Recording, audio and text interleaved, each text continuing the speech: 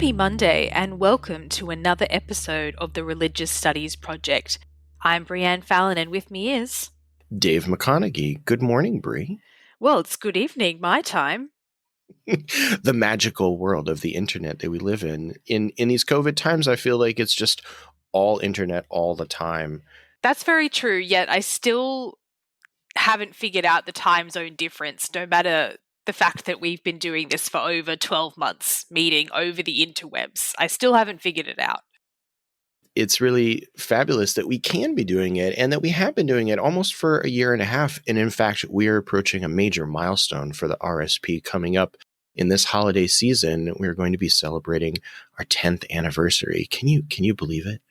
I can't believe it, and not only can I not believe it, but I'm keeping my lips sealed as to some very exciting special episodes coming up to celebrate that 10th anniversary. But before we get to those, what do we have going on this week? Today we have a great episode that RSP contributor Savannah Fifner gave us on kitchens and the constructions of religious subjectivity in Black Atlantic traditions with the excellent Dr. Elizabeth Perez of UCSB. We're delighted to focus on Lukumi and Santeria and bring you something that is new and different. Enjoy. Hello and welcome to another episode of the Religious Studies Project. I am Savannah Finver and I'll be your host for this episode. And today I'm very excited to be joined by Dr. Elizabeth Perez, Associate Professor of Religious Studies at the University of California, Santa Barbara, and author of the award-winning book, Religion in the Kitchen, Cooking, Talking, and the Making of Black Atlantic Traditions, published by New York University Press. And Elizabeth, welcome, and thank you so much for joining me today. Thank you, Savannah. I'm so excited to be here. So let's just jump right in. Your book of Religion in the Kitchen is focused on Ile-le-Royer, which you describe as a predominantly African-American community based on the south side of Chicago dedicated to Lukumi, better known as Santeria, and related Afro-Caribbean traditions. So I was wondering if you could tell us just a little bit about first of all, tell us a little bit about Lukumi and how you became interested in it and in the Ile-le-Royer community specifically. Well, I guess one of the most straightforward ways to talk about that is by taking an autobiographical turn and saying that I was raised in a household with Cuban parents. They immigrated to the U.S. before I was born. And I grew up hearing these names of deities called orichas. I heard about them in Cuban songs. Sometimes there would be little asides. Let's say there was an image of the Virgin of Charity, the patroness of Cuba, and I knew that she was associated with Oshun, the goddess Oshun. But I had no way of really accessing information beyond that. Part of that just has to do with the fact that my parents come from a part of Cuba that is not really associated with the worship of orichas, but they were conversant with espiritismo. And that's a Caribbean tradition that has to do with mediumship and especially accessing the spirits of people who have died, who are said to still be available to practitioners to help them through their lives, to become sort of companions spiritually. And so when I thought to myself, what am I going to do in my doctoral program? What direction am I going to pursue? I thought about what I had learned in college about the orichas and about how the worship of them had taken root in the US among people who weren't Cuban, people who did not have a Caribbean background or were immigrants. And I really, fortunately, was introduced to one of the main subjects of the book, named in the book Ashabi mostly, in 2001. And it's a story I tell towards the beginning of the book that I was able to meet her as a result of having an introduction from a senior Cuban American priest. And so I started to get to know the practical ways that the Orishas are venerated in the United States.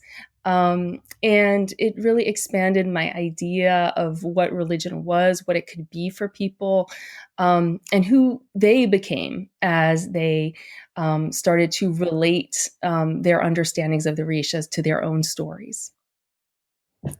Wow, that's so interesting, and it's, to me, very interesting. You ended up working in the Ile Leroy community, and it's very clear throughout the book that you kind of played a role of, you weren't just observing on the sidelines in this community. You were actually participating, right, along with. I was, and I should say that I met the leaders of Ile Leroy after a couple of years in my graduate program early on of trying to kind of ingratiate myself to immigrant and Latinx practitioners, owners of religious supply stores called Botanicas in Chicago, and I really just did not get a foothold for whatever reason, appealing to the fact of, hey, I'm Cuban, I would like to know more about my heritage and so forth.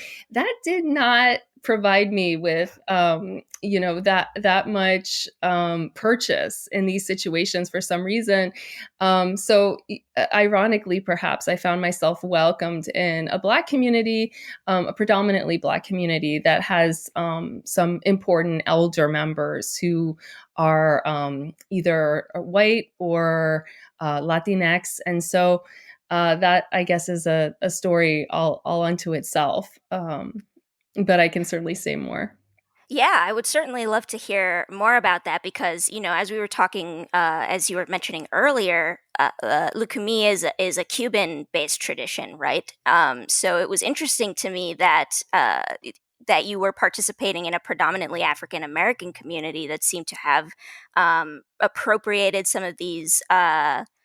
Some of this Cuban imagery and some of the elements of this Cuban tradition. So, like, if you could tell us more about what you know about how that took place and how it adapted into these Black communities in Chicago.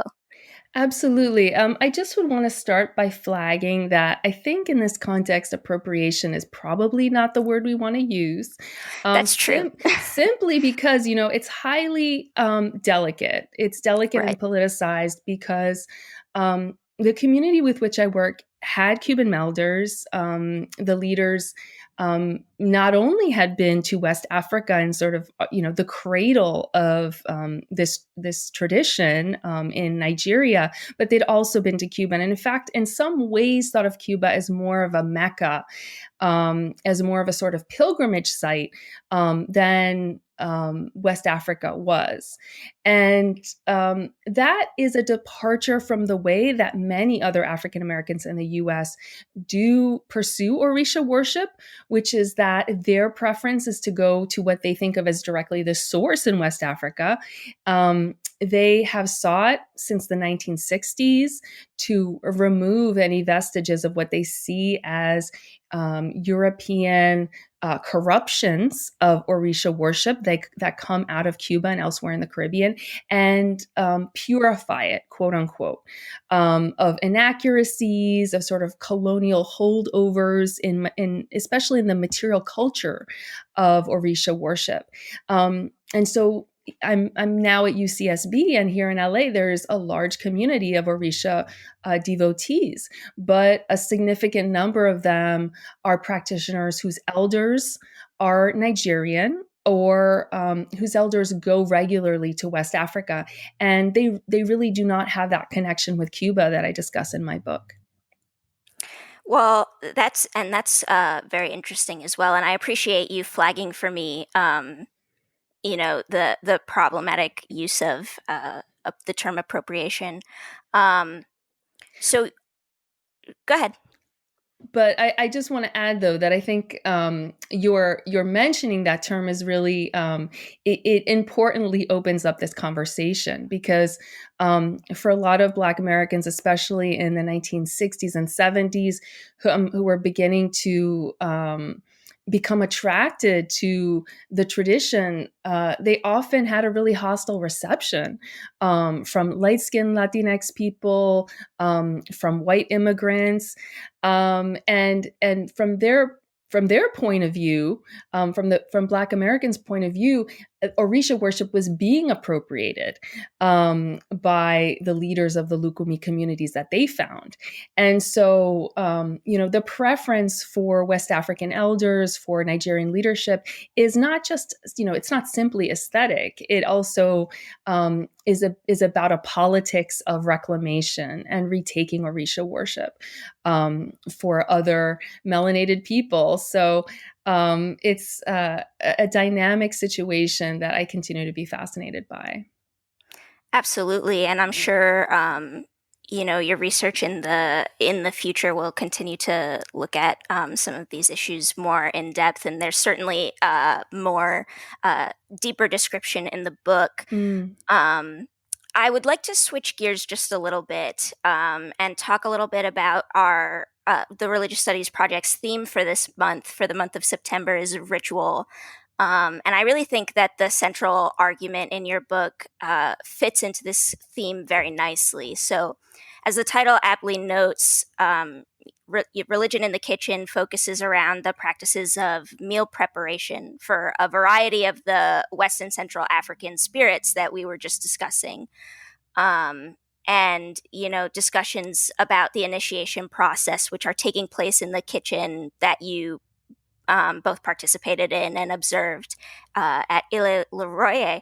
And you refer to these in the book as micro practices. So I was wondering, this seemed to be, a central part of the theme of your book. And I was wondering if you could tell us more about the distinction that you draw specifically between micro practices and macro practices.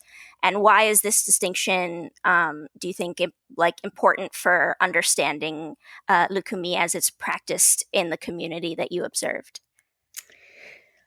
So one thing that I would want to start out by saying is that I pick up the term micro practices from Michel Foucault, and for me to just disavow coinage, because that is a term that is associated with the book, but I don't want to seem to be taking credit where it's not due. But for me, the distinction had to do with, in a way, reflecting back on the classic work that I had read on ritual as a graduate student. And here I have to place myself at the University of Chicago and the History of Religions program, and thinking about classic works on rites of passage, ritual, for example, as drama, and thinking about the stage of ritual, the adoption of roles that religious actors take on, and so forth. I discuss in the book, there's an anecdote where I describe sitting in the kitchen, really waiting for rituals to begin, because I thought I was here in the kitchen doing nothing, quote unquote, when I be peeling potatoes or when I be frying plantains at the stove. Because my idea of what field work would be as a graduate student was that I would ask about what rituals had gone on that I could not see. This is a closed religion. This is a religion in which many of the most sacred rituals are not observable by people who are not initiated. And so my only access to them, I thought, would be, well, through interview. And so here I was doing work that I didn't think of as being significant ritually. And it was only over time when I noticed the training that went into cooking and the mentorship that took place in the kitchen, where I thought to myself, this is sort of analogous to a behind the scenes of a play. And everyone thinks that, what happens, the transformative action that takes place on the stage is the most significant interaction that is taking place. But I could see from my vantage point that this is where people were being trained to carry on the tradition. Because and it is possible that it is different in other traditions. Although the more I read, the more I realized that micro practices in other religious traditions are also much more consequential than they've been given credit for. So I did start to see this distinction between the macro practices that were either more public, for example, drum rituals that do tend to have a lot of people with different levels of seniority attend, even people who are not affiliated with those communities that put on the drum rituals for the orishas. Other macro practices you might think of are rites of passage, rites of consecration, and these were the ones about which books had been written. So opening up so many of these books that had been published, let's say in the 1990s or the early 2000s with Santeria in the title, they revolved around these macro practices, and I didn't find in them the micro practices that I was engaged in. And so I felt that gave a skewed idea of what these religions really offered in terms not only of the field of religious studies, but to the ordinary practitioner, because there's no way that one is going to be welcomed into certain macro practice rituals without the proper initiatory seal of approval, let's say, the proper ascension to seniority. And so people are going to walk into that house of worship and they're going to be peeling potatoes and they're going to be frying plantains. And I felt like it was important for me to make that distinction analytically, to try to explain the normative conditions, under which micro practices have endured, and also to try to make the statement that it's important for scholars to look at the little things that are happening, the idle chit chat that's taking place, the small gestures that people make, whether they're walking or standing, that generally just get consigned to kind of not even the footnotes. Maybe they remain in the field notes because they are not what people are encouraged to analyze in the main text. Right, and I found that so fascinating when I was reading your book because much of my work in the past has focused on larger systems of politics and legal traditions in the U.S. And so I have not done any kind of ethnography, and I usually do more of a like a language type of analysis, a discursive analysis. But I found that when I was reading your book, you were able to engage really in both practices because you had such a kind of an by engaging as a participant, you had more direct access, and you got to observe kind of the processes of individual subject formation in a way that looking at larger systems and larger rituals probably, as you said, would not grant us that kind of access. And I mean, just to also, again, give credit where it's due, there was a book by Loic Wacquant that came out in 2004 that was really influential for me. It's called Body and Soul, Notebooks of an Apprentice Boxer. And it's about this French sociologist's quest to understand the bodily habitus of the boxer by doing field work on Chicago's South Side. Loic Wacquant would go on to be my mentor at UC Berkeley when I was doing a postdoctoral fellowship there in sociology. And so there's a sort of interesting, I guess, parallel line between this project and what I would later go on to do. But Body and Soul was so influential for me because I found very compelling Wacquant's account of how there are few ways to access the states of mind, or you could say the subject formation processes of the people with whom we work, unless we're actually prepared to submit to those rigors. and to submit to the craft that it takes to become a certain kind of person. And so by the time that I was doing my field work, 2005 on, I was delighted just to be able to give myself over to that. And I'm eternally grateful for having that opportunity to do so within this community. Yeah, it's like reading your book was a very interesting experience for me, because I kind of felt in the way that you described, particularly like, the act of the ritual sacrifice, and then how those meals, are then prepared for the spirits in the kitchen. I kind of felt like it was like I was there while reading your descriptions. It was very visceral in a way that I'm not, I guess, accustomed to reading about. And I think it gave a really unique insight into the different kinds of, again, conversations that are happening around, this meal preparation, and how, as you were noting earlier, practitioners are prepared to enter into this community and then carry on its traditions afterwards.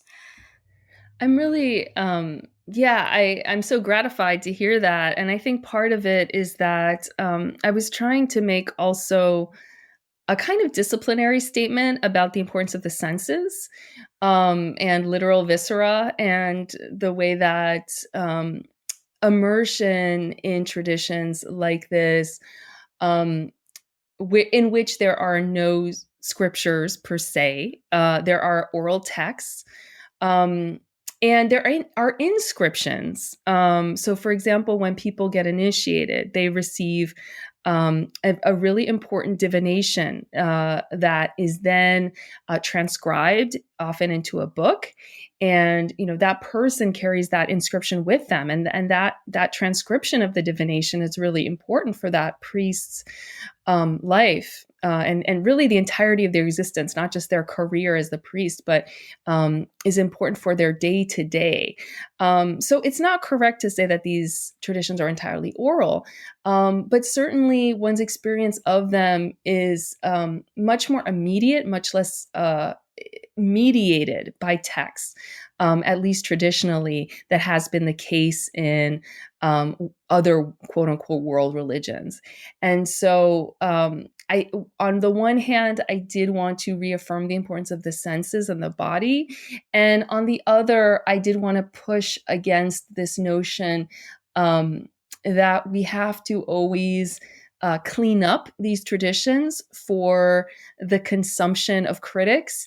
There has been a long history of sort of Baudelarizing the scholarship on these traditions, so that they very minimally mention sacrifice. They very minimally mention aspects of these traditions that are not seen as respectable. And I use Evelyn Higginbotham's notion of politics of respectability to talk about the ways that, particularly because these are Black traditions, that with African deities, practitioners have felt very nervous about opening them up to criticism based on the fact that there is sacrifice, that there is the eating of animals that have been butchered in sacramental contexts. And so that was incredibly challenging to try to capture the importance of these processes without, in some ways, fetishizing them. And so I was quite nervous, not so much to think about what my colleagues in religious studies would say about the book, but to think about my interlocutors, and to think about other people who are involved in the tradition who I did not know. But so far, the critiques have been gentle and instructive, and not, let's say, discounting of my project. They have been about the particulars of the book, but not about the sort of program that I've laid out for it, that I just described. Right. And I think one of the most fascinating little, I guess, vignettes that you tell in one part of the book is you talk about I forget her name, but there was a young girl who was being prepared for initiation, and she was just being introduced to some of these processes of sacrifice that her I believe it was her mother had not wanted her around some of those practices before. And she's just starting to learn about it, and you highlight this tension that's even felt within this community, right? That, like, a lot of times when people are first coming into Ile they are also uncomfortable with the sacrifice, and that it's something that through the process of working in the kitchen and learning these kinds of like learning the stories about why the sacrifice takes place the way it does, why the food is prepared in particular ways, that they eventually come to see this as a source of power. Yes. And I found that very, very fascinating. Yes, absolutely. I mean, my mother, who's in her 70s now, she remembers being at her grandmother's home in Southeast Cuba. And when they were going to have chicken dinner, the chickens would be killed. And my mother actually really liked plucking the chickens, so she'd sort of fight to get to do it. um but the tradition in some ways had begun to be documented at a time where there was such a premium on modernity and the idea of a religion leaving behind the quote unquote vestiges of atavism of Africa. And so a lot of I would say is the major components of these rituals were left out selectively and in a well-intentioned way. But they did give a bit of a misleading understanding, again, about what the average person experiences, and, as opposed to the theology of these traditions or people who were sort of virtuosos, what they might think about these rituals and how they would be interpreted. And so I'm glad that this anecdote about the way that younger people are habituated into this tradition resonated with you, because I really did want to show that characters are molded, that it's not enough to read some books or go on some websites these days, listen to some YouTube videos about who the Orishas are. Increasingly, people who call themselves Orisha devotees, they are acquiring this knowledge online. And Right. they are developing their sense of the Orishas by looking at images, Google image search and etc. But when you walk into a Lukumi community, there is um, a whole reshaping of the sensorium that is going to take place between that first step on the threshold, that first greeting of a legba, who is the guardian of the threshold, and then one's entry into the room in which one will be consecrated to the Orisha and become a priest. That doesn't always happen. Sometimes, for reasons of illness, or there's an emergency, people do wind up getting initiated before they have really, I would say, transformed then their sensoria. But my argument also is in part that even as a priest, one is constantly in this process of becoming lukumi, that it is not a process that ends or begins with any particular rite of passage. Yeah, and I think that really highlights too some of the perhaps problematic notions that we associate with Western religious traditions, that they do focus on, just scripture, or, that they do need to, focus on these larger ritual practices, and instead really focusing kind of on the way that we are shaped and prepared to carry on a tradition, that's not something that just happens naturally, and it's not something that's necessarily always pretty either, or respectable, as you said before. Right. There's a lot that's not photogenic, and Right. um, there's awkwardness, hesitation. And I also want to add that my graduate advisor at the University of Chicago is Bruce Lincoln. And one thing that I did take away from my mentorship by him is a hermeneutics of suspicion around what religions say that they're doing as opposed to Right. what's actually taking place. And so even more so when I was writing up and trying to convert my dissertation into a book, I realized that world religions, but really many, if not most religions, they stake their transformative power on what rites of passage do or what certain privileged macro practices do. They say in baptism X happens, or in confirmation this or that is what occurs. And for the most part, religious studies scholars very diligently say okay, and they Right, right. they follow along, and those are the rituals that are sort of served on a silver platter to be analyzed. And I had to say, wait a minute. Even a tradition like Lukumi, which in so many ways is anti-colonial, decolonial, it is not in keeping with even the gender norms of Western traditions or other world religions.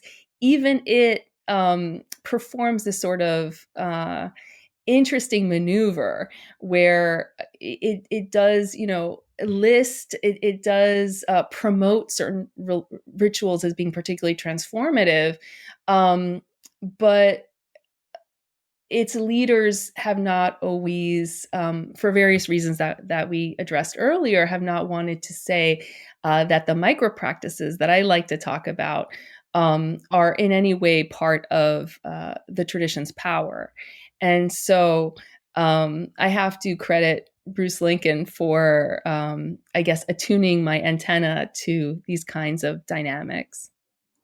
Absolutely. And I see that we are very quickly running out of time. So I just want to shift gears just a little bit and talk a little bit about, because you have, you mentioned gender before. Yes. And you have 2 chapters in this book that are devoted to talking about how these micro practices construct gender, both in typical, Western context, but also very much outside of the typical Western understanding of gender norms. And so, I was wondering if you could talk a little bit about your experiences there and how that relates to some of your current interests as you move on to your future projects.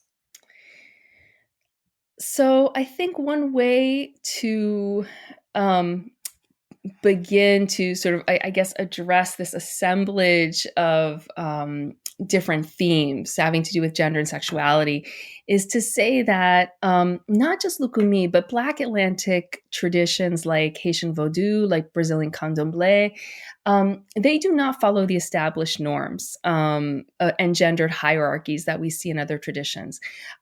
Very often, women have an immense amount of power as diviners, as dancers, as herbalists, as other kinds of ritual specialists, but also gay men and also lesbians are seen as being important religious actors, because the idea is that people's destinies are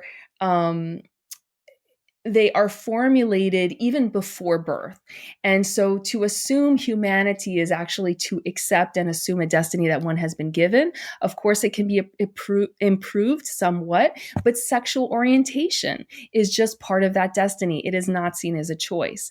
Another feature of these traditions that's important to think about is that in possession, which is one of the most exalted forms of religious engagement, very often female spirits will possess men. Male coded spirits will possess women. And here I'm talking cisgender individuals. And that's not seen to be strange at all.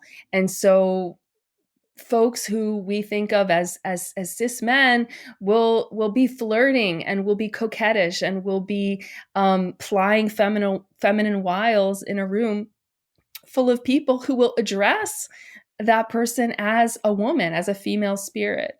And so when I was watching what was going on in the kitchen, one of the things I had in mind was the fact that, wow, it's not just women who are running these kitchens. A lot of these kitchens are run by gay men, and they have not really been given their due for that. Even now, I mean, I'm trying to write a little bit more about the way that operates.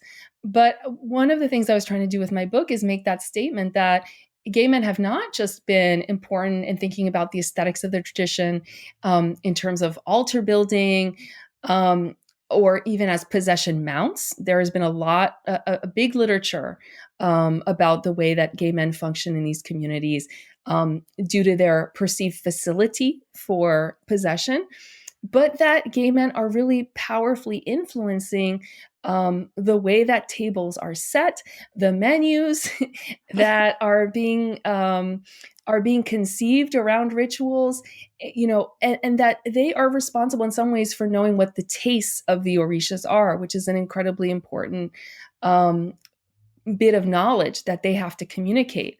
And the way that they run their kitchens is seen to really redound to their let's say to their reputation as being exacting, as being clean, and being punctilious about what they're doing, being meticulous. And so obviously some of these ideas rely on biologically essentialist ideas about gender and what gay men are like and what cisgender women are like, etc. What I did find though in these settings is that very few transgender people seem to be participating, as opposed to all of the LGB people who I was always seeing. And here I'm not just talking about Chicago, but Miami, New York, LA. And so the postdoc that I mentioned before in sociology at UC Berkeley had to do precisely with that, with why transgender religious practitioners are not as visible and as attracted to Black Atlantic religions as LGBT people are. And it was in the course of doing that research in 2010 and 2011 that I met other transgender religious practitioners in a range of other traditions. And so I went to the Bay Area to do field work and interviews with practitioners of Lukumi and other religions.